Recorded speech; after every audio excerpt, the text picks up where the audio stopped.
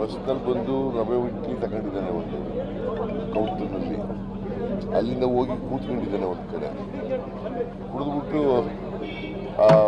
ಅದನ್ನು ಟೈಮರ್ ಇಟ್ಟೆಲ್ಲ ಇದೆಲ್ಲ ಮಾಡಿಬಿಟ್ಟು ಹೋಗಿದ್ದಾನೆ. ಸೊ ಬ್ಲಾಸ್ಟ್ ಆಗಿದೆ, ಸುಮಾರು 9 ಜನರಿಗೆ ಗಾಯ ಆಗಿದೆ. ಯಾರೆಲ್ಲ ಪ್ರಾಣಾಪಾಯದಿಂದ ಪಾರಾಗಿದ್ದಾರೆ. ಸೊ ನಾನು ನಮ್ಮ ಡೆಪ್ಟಿ ಚೀಫ್ ಮಿನಿಸ್ಟ್ರು ಮತ್ತು ಹೋಮ್ ಮಿನಿಸ್ಟ್ರು ಅವರೆಲ್ಲ ಹೋಗಿದ್ದಾರೆ. ನಾನು ಇವತ್ತು ಹೋಗ್ತೀನಿ, ನೋಡ್ತೀನಿ ಮತ್ತು ಹೋಟೆಲ್ಲು ಕೆಫೆ ಅಲ್ಲೂ ಹೋಗಿ ನೋಡ್ತೀನಿ. ಗೊತ್ತಿಲ್ಲ, ಇನ್ನೂ ಗೊತ್ತಿಲ್ಲ. ಅವ್ನ ವ್ಯಕ್ತಿ ಪತ್ತೆ ಹಚ್ಚೋಕ್ಕೆ ಸುಲಭ, ಯಾಕಂದರೆ ಫೋಟೋದಲ್ಲೆಲ್ಲ ಬಂದಿದೆ. ಅವನು ಬಸ್ನಲ್ಲಿ ಇಳಿಯೋದು, ತಿಂಡಿ ತಗೊಳ್ಳೋದು, ಟೋಕನ್ ಕೊಟ್ಟು ಆಮೇಲೆ ಎಲ್ಲೋ ಕೂತ್ಕೊಳ್ಳೋದು, ಆಮೇಲೆ ಅಲ್ಲೊಂದು ಬ್ಯಾಗ್ ಇಡೋದು, ಇವೆಲ್ಲ ಬಂದಿದೆ. ಕೂಡಲೇ ಪತ್ತೆ ಹಚ್ತೀವಿ. ಸರ್, ಈಗ ಮಂಗಳೂರು ಕುಕ್ಕರ್ ಬಾಂಬ್ ಬ್ಲಾಸ್ಟ್ ಇದಕ್ಕೂ ಸಾಮ್ಯತೆ ಇದೆ ಅನ್ನೋ ಒಂದು ಪ್ರಾಥಮಿಕ ವರದಿ ಬಂದಿದೆ ಅಂತ ಹೇಳಿದ್ರು. ಅದ್ರ ಬಗ್ಗೆ ಏನಾದ್ರು ಮಾಹಿತಿ ಸಿಗ್ತಾ? ಅದು ಕುಕ್ಕರ್ನಲ್ಲಿ ಮಾಡಿದ್ದದು, ಇದು ಬೇರೆ. ಬಟ್ ಇನ್ವೆಸ್ಟಿಗೇಷನ್ ನಡೀತಾ ಇದೆ ಸೀರಿಯಸ್ ಆಗಿ. ಸರ್, ಬಿಜೆಪಿ ಸೀರಿಯಸ್ ಅಲಿಗೇಷನ್ ಮಾಡಿದೆ. ಅಲ್ಪಸಂಖ್ಯಾತರ ತುಷ್ಟೀಕರಣ ಮಾಡುತ್ತಿದ್ದ ಕಾರಣಕ್ಕೋಸ್ಕರವಾಗಿ ಈ ಥರದ ಘಟನೆ ನಡೆದಿದೆ. ಬಿಜೆಪಿಯವರು ರಾಜಕೀಯವಾಗಿ ಹೇಳ್ತಾರೆ. ಅವ್ರ ಕಾಲದಲ್ಲಿ ಆಗಿತ್ತಲ್ಲ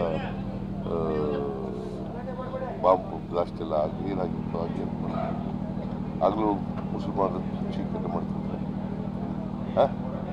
ಇಲ್ಲಪ್ಪ, ಈಗ ಮಂಗಳೂರು ಕುಕ್ಕರ್ ಬ್ಲಾಸ್ಟ್ ಆಯ್ತಲ್ಲ, ಆಗೇನು ಮಾಡಿದರು? ಹಾಗೂ ತುಷ್ಟೀಕರಣನ ಸುಮ್ಮನೆ ಏನೋ ಹೇಳ್ಬೇಕು, ಹೇಳಪ್ಪ. ನಾನು ಯಾರು ಬ್ಲಾಸ್ಟ್ ಮಾಡೋದನ್ನ ಖಂಡಿಸ್ತೀನಿ, ನಾನು ತೀವ್ರವಾಗಿ ಖಂಡಿಸ್ತೀನಿ. ಬಟ್ ಅದರಲ್ಲಿ ರಾಜಕೀಯ ಮಾಡಕ್ಕೆ ಹೋಗ್ಬಾರ್ದು. ಇದು ಭಯೋತ್ಪಾದಕ ಕೃತ್ಯ ಅಂತ ಏನಾದರೂ ಇಲ್ಲ, ಇನ್ನೂ ಇನ್ವೆಸ್ಟಿಗೇಷನ್ ಇಸ್ ಗೋಯಿಂಗ್. ಇನ್ವೆಸ್ಟಿಗೇಷನಲ್ಲಿ ಏನು ಆಗುತ್ತೆ ಅದು ನೋಡ್ಕೊಂಡು ಅದ್ರ ಮೇಲೆ ಕ್ರಮ ತಗುತ್ತೆ. ಸರ್, ಈಗ ವಿಧಾನಸೌಧದ್ದು FSI ವರದಿ ಬಂದಿದೆ ಅಂತ ಹೇಳ್ತಾರೆ. ಯಾವಾಗ ಬಂದಿದೆಯಾ ಅಥವಾ ಏನು ಅಂತ ಸರ್? ಬಂದರೆ ಅದ್ರ ಪ್ರಕಾರ ಕ್ರಮ ತಗೋತೀವಿ. ಬಂದಿಲ್ಲ ಅಲ್ಲ, ಈಗಾಗಲೇ ಟ್ವೀಟ್ ಮಾಡಕ್ಕೆ ಶುರು ಮಾಡಿದ್ದಾರೆ ಸರ್. ಅದನ್ನ ಯಾಕೋ ಬಹಿರಂಗ ಪಡಿಸ್ತಾ ಇಲ್ಲ ಬೇಕು ಅಂತೇಳಿ ಆಲ್ರೆಡಿ ಯತ್ನಾಳ್ ಟ್ವೀಟ್ ಮಾಡಿದ್ದಾರೆ. ಯಾರಪ್ಪ ಟ್ವೀಟ್ ಸರ್, ಬಿಜೆಪಿ ಒಂದು ಹೇಳ್ತಾ ಇದೆ ಸರ್, FSI ರಿಪೋರ್ಟ್ ಬಂದಿದೆ, ಅದರಲ್ಲಿ ಜಿಂದಾಬಾದ್ ಅಂತ ಕೂಗಿರೋ ಸತ್ಯ ಅಂತ ಗೊತ್ತಾಗಿದೆ, ಅದನ್ನು ತಿರುಚೋ ಪ್ರಯತ್ನವನ್ನು ಸರ್ಕಾರ ಮಾಡ್ತಾ ಇದೆ. ಯಾರನ್ನೂ ರಕ್ಷಣೆ ಮಾಡೋ ಪ್ರಶ್ನೆನೇ ಇಲ್ಲ. ತಪ್ಪಿತಸ್ಥರಿಗೆ ಶಿಕ್ಷೆ ಮಾಡ್ತಕ್ಕಂಥದ್ದು ನಮ್ಮ ಸರ್ಕಾರ ಮಾಡೇ ಮಾಡ್ತೀವಿ.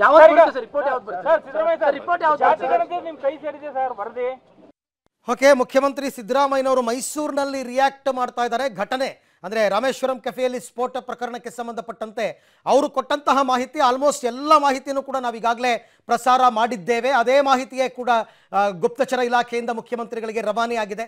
ಆತ ಬಂದಿರತಕ್ಕಂಥದ್ದು ಬಸ್ಸಲ್ಲಿ ಬಂದಿರೋದು, ಆತ ಅಲ್ಲಿ ಬಂದು ತಿಂಡಿ ತಗೊಂಡಿದ್ದು, ಇದೇ ಮಾಹಿತಿಯನ್ನೇ ಅವ್ರು ಹತ್ತಿದ್ದಾರೆ. ಆರೋಪಿಯನ್ನು ಪತ್ತೆ ಹಚ್ಚುತ್ತೇವೆ ಆದಷ್ಟು ಬೇಗ, ತನಿಖೆ ನಡೀತಾ ಇದೆ, ತನಿಖೆಯನ್ನು ಆಧರಿಸಿ ಕ್ರಮವನ್ನು ಕೈಗೊಳ್ತೀವಿ ಅಂತಕ್ಕಂಥ ಮಾತನ್ನು ಮುಖ್ಯಮಂತ್ರಿಗಳು ಆಡಿದ್ದಾರೆ. ಬಟ್ ಬಿಜೆಪಿಯವರು ಮಾಡಿದ ಆರೋಪ ಅದೆಲ್ಲ ರಾಜಕೀಯ. ಅವ್ರ ಕಾಲದಲ್ಲೂ ಆಗಿತ್ತು, ಬಿಜೆಪಿಯವರ ಕಾಲದಲ್ಲಿ ನಡೆದಿರಲಿಲ್ವಾ? ಮಂಗಳೂರು, ಶಿವಮೊಗ್ಗ ಅಲ್ಲೆಲ್ಲ ನಡೆದಿರಲಿಲ್ವಾ? ಇವೆಲ್ಲ ಬರೀ ರಾಜಕೀಯ ಅವ್ರದ್ದು ಅಂತಕ್ಕಂಥದ್ದು. ಮಂಗಳೂರು ಕುಕ್ಕರ್ ಬ್ಲಾಸ್ಟ್ ಮೇಲೆ ಏನು ಮಾಡಿದ್ರು ಅವರು? ಆಗ ಮುಸ್ಲಿಮರ ತುಷ್ಟೀಕರಣ ಆಗಿತ್ತಾ? ನಾವಿದ್ವು ಅಧಿಕಾರದಲ್ಲಿ, ಇವರೇ ಇದ್ದಿದ್ದು. ಏನೇ ಆದರೂ ಕೂಡ ಆರೋಪಿಗಳನ್ನ ಪತ್ತೆ ಹಚ್ಚುತ್ತೀವಿ, ಬಿಡಲ್ಲ ಅಂತಕ್ಕಂಥ ಮಾತನ್ನ ಮುಖ್ಯಮಂತ್ರಿ ಸಿದ್ದರಾಮಯ್ಯನವರು ಮೈಸೂರಿನಲ್ಲಿ ಆಡಿದ್ದಾರೆ. ಜೊತೆಗೆ ನಿನ್ನೆ ಉಪಮುಖ್ಯಮಂತ್ರಿ ಮತ್ತು ಹೋಮ್ ಮಿನಿಸ್ಟರ್ ಭೇಟಿ ಕೊಟ್ಟಿದ್ರು, ಇವತ್ತು ನಾನು ಕೂಡ ಹೋಗಿ ನೋಡ್ತೀನಿ ಅಂತಕ್ಕಂಥ ಮಾತನ್ನ ಮುಖ್ಯಮಂತ್ರಿಗಳು ಆಡಿದ್ದಾರೆ. ಅಂದರೆ ಗಾಯಾಳುಗಳನ್ನು ವಿಚಾರಿಸ್ಕೊಳ್ತೀನಿ ಅಂತ ಹೇಳಿದ್ದಾರೆ. ಒಬ್ಬ ವ್ಯಕ್ತಿ ಮಾಸ್ಕ್ ಹಾಕೊಂಡು ಟೋಪಿ ಹಾಕೊಂಡು ಬಂದು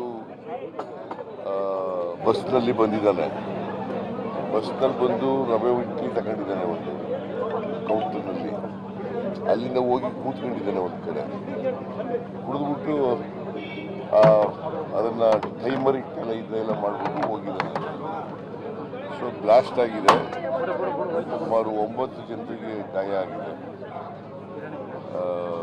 ಯಾರೆಲ್ಲ ಪ್ರಾಣಾಪಾಯದಿಂದ ಪಾರಾಗಿದ್ದಾರೆ. ಸೊ ನಾನು ನಮ್ಮ ಡೆಪ್ಟಿ ಚೀಫ್ ಮಿನಿಸ್ಟ್ರು ಮತ್ತು ಹೋಮ್ ಮಿನಿಸ್ಟ್ರು ಅವರೆಲ್ಲ ಹೋಗಿದ್ದಾರೆ. ನಾನು ಇವತ್ತು ಹೋಗ್ತೀನಿ, ನೋಡ್ತೀನಿ.